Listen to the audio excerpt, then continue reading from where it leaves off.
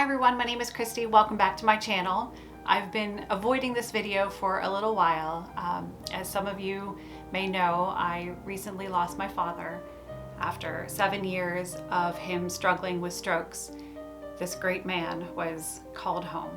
So there's a couple of things I'd like to share with you about my father if you don't already know. Number one, he loves farts. Sorry, Mom. But that's my dad. It wouldn't be a service to him if I didn't mention it. He also loved these Jerry Garcia ties. They're these crazy, multicolored, just awesome ties that he loved giving them, he loved wearing them. And he also loved White Castle, so I'm wearing my daddy's shirt to honor him. So this video is a little difficult to do because I wanted to turn some of his Jerry Garcia standard ties into bow ties because that's what my brother wears. So I wanted to pass on his ties to my brother, but that was very difficult to take them apart. It turned out really good. I was worried that there wasn't gonna be enough fabric, but there is. So if you have somebody in your life who loves bow ties and you want to convert a standard tie into a bow tie, please continue watching. It can be done. Please don't forget to subscribe to my channel, like this video. If you're ready, I'm ready. This one's for you, Dad. I love you and I miss you very much.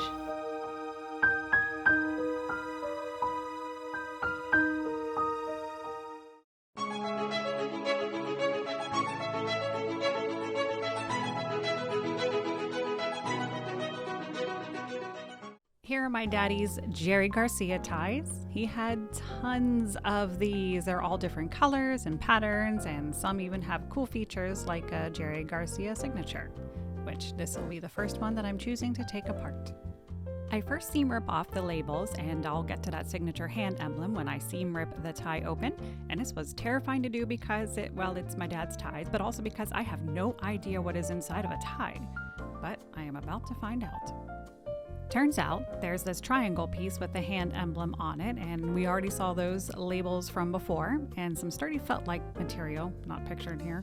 But when you open it up, there's actually quite a bit of fabric, which was giving me some hope that I can actually pull this off. You may remember this pattern from a previous video, and if you do, thanks so much for watching. And if you don't, I'll link it in the corner. But it is a free pattern download that you should download too. I've strategically pinned the pattern to include the signature, and yes, there are two sides to the pattern, meanwhile trying to maximize the fabric space. Once I was happy with the pattern placement, I carefully cut around the paper. No need to add any seam allowance since it is already built in. I found that my rotary cutter worked better around the curves. Sure wish I could use it to shave off some of my curves, but that is a whole different video. I was able to cut the first side with one continuous piece of fabric. The second side, well, I had to be a little more creative as I was running out of usable fabric space and cut the two halves separately. Before moving on, I wanted to quickly point out that this pattern can be sized just by moving the two pieces further apart or closer together. Pretty cool. Okay, back on track. I am so happy that the signature and the tie style number placement turned out well. These two pieces will need to be joined together, and I have done that first step of ironing a fold on the one side. I've also cut the felt pieces to match as best as I could with the felt left from inside the tie. I have joined together the two ends of the fabric as well as the two ends of the felt, lined up the two tie pieces with right sides together, and placed the felt on top. Please check out my other video for more in-depth details on exactly how to do this, as I am really glossing over it here. Oh, and I folded over the edges of the hand emblem piece and plan on nestling it in to hide where I joined the fabric together. Next, the idea is to sew all the way around the entire tie until you reach a 2-inch section designated on the pattern, the no-sew zone. This will need to be left open so that we can eventually turn the tie right side out.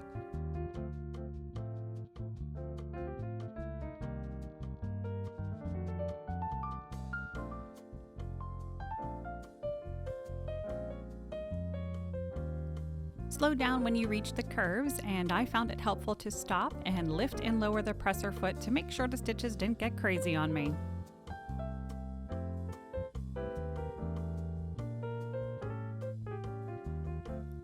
Sorry, this footage is so blurry, but I think you know what sewing looks like. Okay, moving on. Same thing around the other end of the bow tie until you reach that no-sew zone. Don't sew. Oh, and also try to put your pins in a smart way and not like I did so that they don't get stuck inside your machine. And this is where it just turned into a whole side tangent where I decided to take off the plate, remove the pin, and I figured while it was already open, I should probably just clean out my machine because it's amazing how much grossness can quickly find its way inside. Procrastination at its best. Okay, enough of that. Back to the tie. Do a quick check to make sure that everything got sewn together, especially around that hand emblem, before turning it right side out. And of course, one last step before turning it right side out is to clip the corners, notch a few V's, and trim down the sides. Now, the most difficult part of this project is just turning it right side out, which seems like it would be easy, but because there's so many layers and it's so skinny, it takes some time. Just start it off and then use whatever pokey but blunt object you have to encourage the fabric through the tiny opening. Until eventually you can wiggle out the ends of the tie. I'm using my loop turner to poke out and define the corners, and then get so sad when I realize that there is a whole nother side to invert. Now I'll spare you that boring footage, however, I was really pleased to find out that the hand emblem placement worked out really well. And so did the Jerry Garcia signature and the tie number thingy. What are they called? That thing. Yeah, that thing that I'm about to press flat. It is seriously amazing how much an iron can make all the difference in a sewing project. And then to help the last step along, use the iron to create the folds in that no-sew zone to make it easier to hand sew it closed. I am once again using my favorite hand sewing stitch, the ladder stitch, where you pick up a small piece of one side and then ladder it closed by picking up a small piece from the other side. It is the easiest way I have found to make a mostly hidden stitch. Please don't forget to subscribe to my channel and like this video, and enjoy my brother Greg literally becoming my dad with a few dadisms and talking to anyone who will listen, just from wearing his tie. My head's bigger than my neck. I can't do it. Nope. Go this way. Nope. You pointed this way.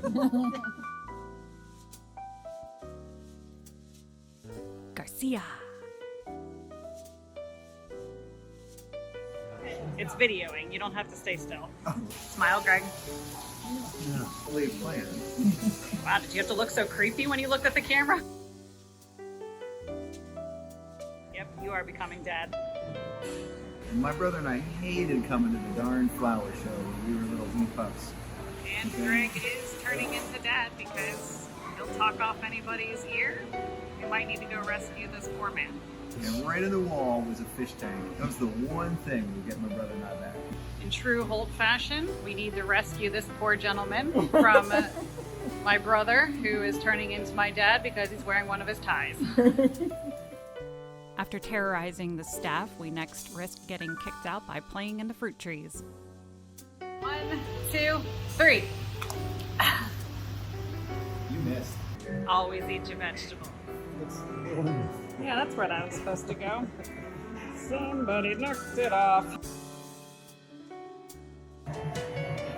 There you go. Smile starts to degenerate from it. Oh, looks like a train hit you. Nice.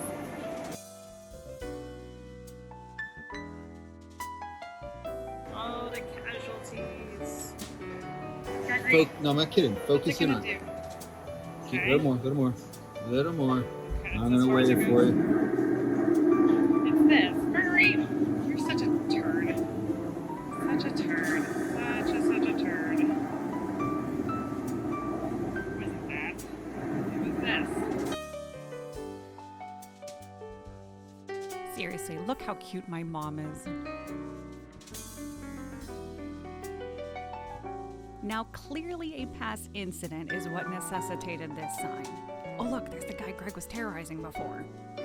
Seriously? Somebody tried to climb this? And I'll leave you with one of our favorite dadisms. Better out than in. Because if they don't pay rent, you gotta let them go.